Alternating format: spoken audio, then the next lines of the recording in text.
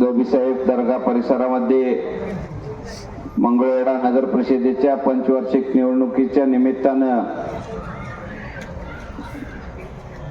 Bharatiya Janata party, Rashtrawadi Congress party, महायुतीच्या उमेदवाराच्या प्रचारार्थ आज या ठिकाणी आयोजित केलेल्या या कॉर्नर सभेच्या निमित्तानं मार्गदर्शन करण्यासाठी उपस्थित असलेले आपल्या तालुक्याचे पाणीदार आमदार, विकासप्रिय नेतृत्व, समाधानदादा अवताडे, आमचे मार्गदर्शक आदरणीय प्रकाशप्पा, आदरणीय कौतुडे मेंबर, आदरणीय शरीफ चाचा, लक्ष्मणतात्या चेळकर, उपस्थित व्यासपीठावरील सर्व मान्यवर आणि या नगर परिषदेच्या निवडणुकीसाठी उभे असलेले नगराध्यक्ष पदाच्या उमेदवार सुजाता उर्फ सुप्रिया जगताप, या प्रभाग क्रमांक 9 मधील उमेदवार आमचे सहकारी मित्र पांडुरंगजी नाईकवाडी, सौ दारवालेताई, प्रभाग क्रमांक 10 मधील उमेदवार प्रवीणजी खवतोडे, सौ काजीताई, उपस्थित सर्व मतदार बंधू भगिनींनो, आज या ठिकाणी या निवडणुकीच्या निमित्तानं आपल्या सर्वांना विनंती करण्यासाठी आज आम्ही या ठिकाणी उभा आहे. खऱ्या अर्थानं ही निवडणूक विकासाच्या मुद्द्यावरती झाली पाहिजे, म्हणून आज दादाच्या नेतृत्वावरती विश्वास ठेवून आम्ही या निवडणुकीला सामोरे जातोय. आज आपण पाहिलं असेल, या राज्यामधील हे सरकार, या राज्याचे मुख्यमंत्री आदरणीय देवेंद्रजी फडणवीस साहेब असतील, राज्याचे उपमुख्यमंत्री आदरणीय अजितदादा पवार असतील, राज्याचे उपमुख्यमंत्री एकनाथजी शिंदे साहेब असतील, या सोलापूर जिल्ह्याचे एक धाडसी पालकमंत्री जयकुमार गोरे साहेब असतील आणि या भागाचे आमदार समाधानदादा अवताडे असतील, या सर्वांनी मिळून या तालुक्याला एका विकासाच्या उंचीवरती नेऊन ठेवलेलं आहे. या शहराला विकासासाठी मोठ्या प्रमाणात निधी दिलेला आहे. या राज्य सरकारने लाडक्या बहिणीसाठी अनेक योजना आणल्या, महिलांसाठी अनेक योजना आणल्या, मुलींसाठी मोफत शिक्षण दिलं, शेतकऱ्यांना त्या ठिकाणी कर्ज त्या ठिकाणी माफ केलं. आमदार साहेबांच्या मार्गदर्शनाखाली ज्यावेळी आपल्या तालुक्यामध्ये अतिवृष्टी झाली, गेल्या 2 महिन्याखाली 140 कोटी रुपये नुकसान भरपाई या तालुक्याला, या मंगळवेढा शहरातील शेतकऱ्याला आमदार साहेबांनी मिळवून दिलेलं आहे. आपण पाहिलं असेल, मुलगी शिकली पाहिजे म्हणून 5वी पासून ते मेडिकल पर्यंत परदेशात सुद्धा शिक्षणासाठी मुलीला या सरकारने पूर्णपणे मुलीचा खर्च उचलण्याचं काम आज केलेलं आहे. आपल्या या तरुण मुलांना आज बेरोजगारी वाढत चाललेली आहे, हे ओळखून या सरकारच्या माध्यमातून सर्व समाजाच्या मुलाला मौलाना आझाद महामंडळ असेल, अण्णासाहेब पाटील महामंडळ असेल किंवा अण्णाभाऊ साठे महामंडळ असतील किंवा विश्वरत्न डॉक्टर बाबासाहेब आंबेडकर महामंडळ असेल, या महामंडळाच्या माध्यमातून या तरुणांच्या हाताला काम मिळावं म्हणून विना व्याज त्या ठिकाणी कर्ज उपलब्ध करून देऊन या सर्व आपल्या तरुणांच्या हाताला काम मिळावं म्हणून त्या ठिकाणी उद्योगासाठी कर्ज देण्याचं काम या महायुती सरकारने केले. म्हणून बंधूंनो, आपल्याला विचार करण्याची वेळ आहे. आपल्या तालुक्यामध्ये ज्यावेळी 3.5 वर्षापासून जी पोटनिवडणूक झाली, त्या निवडणुकीनंतर आपल्या या शहराचा, तालुक्याचा विकास आपल्याला 100च्या गतीच्या वेगाने झालेला दिसून आलेला आहे. आपण पाहिलं असेल की मंगळवेढा शहरामध्ये अनेक काम आपली प्रलंबित होती, परंतु दादांच्या नेतृत्वाखाली या महायुतीच्या सरकारच्या माध्यमातून सुमारे 100 कोटीच्या पेक्षा जास्त निधी या शहरामध्ये आलेला आहे. आपण आता सभापतींनी सांगितलं, आपल्या गौबीसाहेब दर्गा या ठिकाणी सभामंडप झालं, शादीखान्यासाठी 75 लाख रुपये मंजूर झाले. लतीफ बाबा दर्गा येथे 50 लाख रुपये त्या ठिकाणी शादीखान्यासाठी मंजूर झालेले आहे. या भागातील रस्ते असतील, गौबीसाहेब दर्ग्याकडे येणारा रस्ता असेल किंवा चोकामेळाकडून जाणारा रस्ता असेल, हजारे गल्लीतील रस्ते असतील, जळगावे गल्लीतील रस्ते असतील किंवा भीमनगर या ठिकाणी अनेक रस्ते असतील, महिलांसाठी 40 युनिट शौचालय बांधण्याचं काम सुद्धा दादांच्या मार्गदर्शनाखाली या भागामध्ये झालेलं आहे. अनेक विकास कामं तर सुरूच आहेत, परंतु या भागातील या शहरातील गोरगरीब जनतेला आरोग्याच्या समस्या भेडसावत होत्या. त्यांना चांगल्या दवाखान्याची गरज होती, म्हणून दादांनी त्या ठिकाणी 100 खाटचा दवाखाना आपल्या मंगळवेढा शहरामध्ये आपल्या कॉटेज हॉस्पिटल या ठिकाणी मंजूर केला आणि आज त्या दवाखान्याचं टेंडरचं काम झाले. लवकरात लवकर आपल्याला सुसज्ज असा दवाखाना या शहरामधील या तालुक्यातील नागरिकांसाठी त्या ठिकाणी उपलब्ध होणार आहे. म्हणून बंधूंनो, आपण विचार करण्याची वेळ आहे. एका बाजूला आपण पाहिलं असेल की टीका करणारी माणसं आहेत. ही निवडणूक खऱ्या अर्थाने बिनविरोध व्हायला पाहिजे होती, की दादाचं नेतृत्व त्यांनी मान्य करायला पाहिजे होतं. या तालुक्याला जर विकासाच्या दिशेने न्यायचं असेल तर आपण फक्त राजकारणासाठी त्या ठिकाणी विरोधासाठी विरोध म्हणून न करता या निवडणुकीमध्ये आपण दादांवरती विश्वास ठेवायला पाहिजे होता. परंतु राजकारणाची खास असलेली काही लोक आहेत, विरोधासाठी विरोध करायचं काम त्यांचं आहे, म्हणून काही मंडळी एकत्र आली. गेल्या 20 वर्षापासून आपण त्यांचं नेतृत्व मान्य केलं, परंतु त्यांनी गेल्या 20 वर्षामध्ये काय काम केलं? काही सुद्धा काम केलं नाही.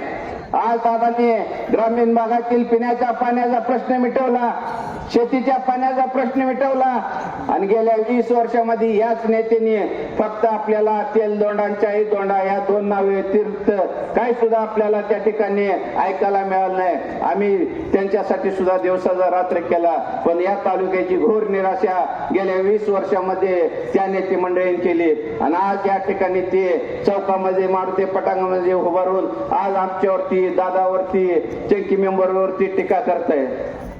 टीका करा, पण कशाच्या करा? तुम्ही गप्पा मारा चौकामध्ये मारुतीच्या पटांगणामध्ये, विकासाच्या नावावर मारा. आज आम्ही जाहीरपणे सांगतोय, समाजात दादांनी या तालुक्यासाठी या शहरासाठी एवढा निधी आणला. तुम्ही जाहीरपणे सांगा तुम्ही काय केलं. आम्ही आज जाहीरपणे सांगतोय आम्ही या शहरासाठी काय केलं, तुम्ही जाहीरपणे सांगा. परंतु वैयक्तिक टीका टिप्पणी करण्या पलीकडे या नेते मंडळीला काय सुद्धा सुचत नाही. आज आपण पाहिलं असेल, मगाशी सांगितलं, दादांच्या विरोधात या ठिकाणी उभारलेले उमेदवार पोटनिवडणुकीमध्ये पडले, त्यानंतर गायब झाले, फोन स्विच ऑफ त्यांचा नॉट रिचेबल झाले. त्यानंतर डायरेक्ट विधानसभेच्या निवडणुकीला उतरले, पराभव झाला, phone switch off not reachable झाले.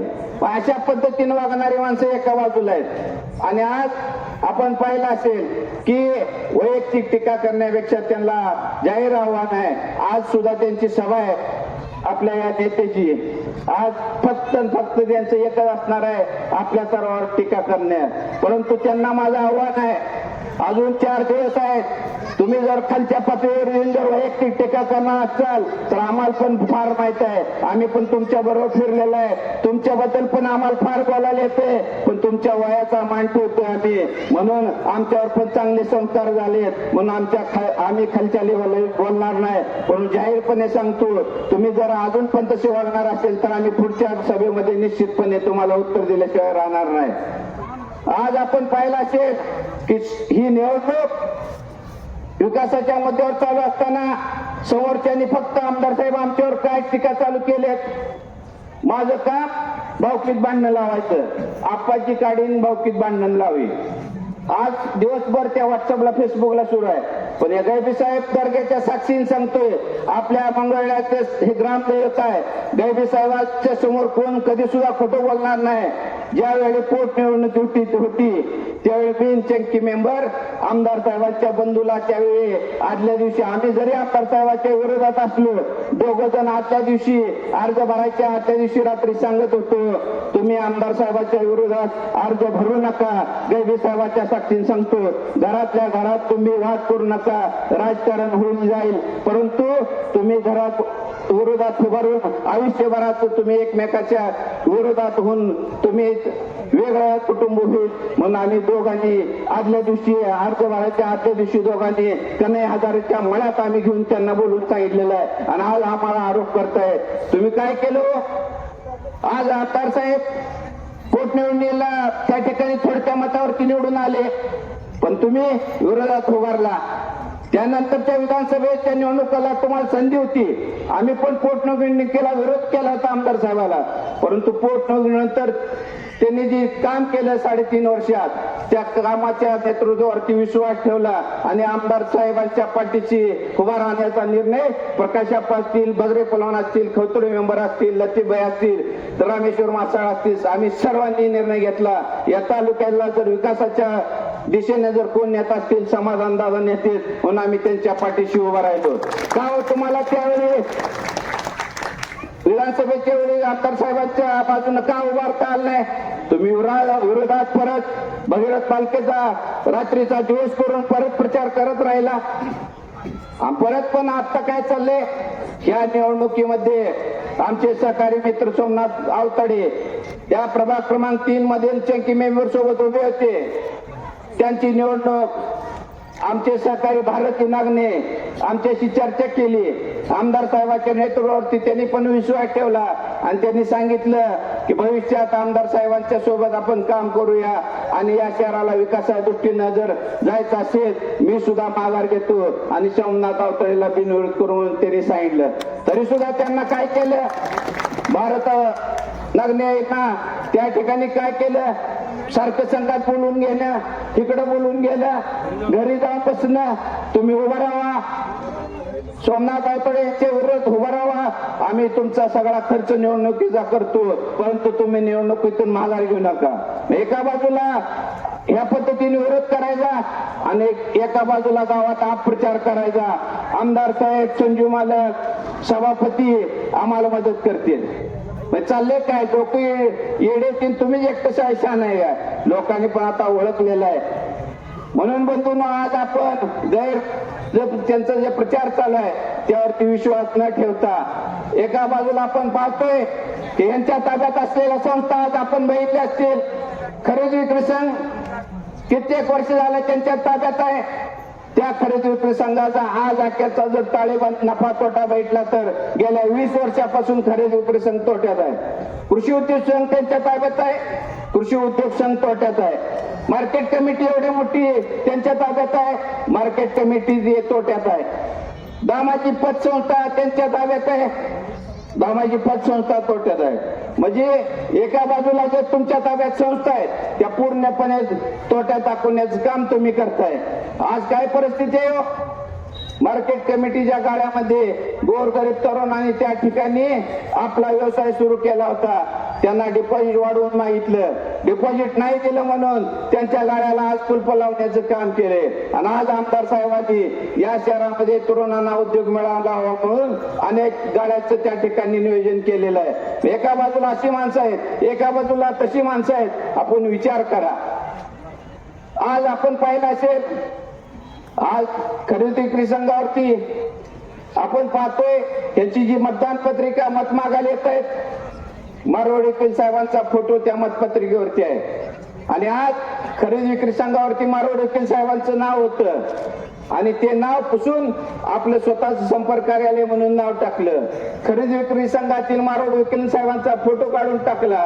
तेवढ्यावर न थांबता मारवाडी वकील साहेबांची जी जमीन होती मार्केट यार्डा समोरची, त्या जमिनीवरती ताबा घेऊन आज त्या मारवाडी वकिलांच्या मुलांना सुद्धा उतारा मारवाडी वकिलांच्या मुलांच्या नावे आणि जमिनीचा ताबा बेकायदेशीरपणे त्यांच्याकडे. आणि आज तुम्ही मारवाडी वकिलांचा फोटो टाकून मत मागताय. तुम्हाला काय अधिकार आहे हो? विचार करा तुम्ही. अशा पद्धतीनं जर काम चालू असेल, आज स्वर्गीय शेठजींचा फोटो एका बाजूला टाकताय आणि राहुल शेठजींच्या बँकेची निवडणूक ज्यावेळी लागली त्यावेळी आमदार साहेबांनी सर्वांनी या नेत्यांनी मदत केली आणि निवडणूक बिनविरोध व्हावा म्हणून प्रयत्न केला. आणि आपण काय केलं, जाणून बुजून निवडणूक लागावी म्हणून जमेर सुतार नावाचा त्यांचा जो ग्रामपंचायतचा सरपंच आहे त्या सरपंचाचा अर्ज ठेवून बँकेची निवडणूक लावली आणि राहुल शहांना त्रास देण्याचा प्रयत्न केला. जिजामाता पतसंस्थेची निवडणूक लावायचा प्रयत्न, बळीराजा पतसंस्थेची निवडणूक लावायचा प्रयत्न. गावात सगळ्या ज्या संस्था आहेत त्या माझ्या मालकीच्या झाल्या पाहिजेत, यासाठी जर आपला प्रयत्न असेल तो तर हाणून पाडल्याशिवाय लोक राहणार नाहीत. म्हणून बंधूंनो, विचार करा आणि त्या निवडणुकीमध्ये आपण विकास करणाऱ्या या नेतृत्वाच्या पाठीशी उभं राहावं एवढी मी विनंती करतो. आज फार उशीर झालेला आहे, पुढच्या सभेमध्ये अजून आपण बोलू. आज एवढ्यावरच थांबतो आणि येणाऱ्या या निवडणुकीमध्ये महायुतीचे उमेदवार यांना विजयी करावा असं आवाहन करतो. थांबतो. जय जय महाराष्ट्र.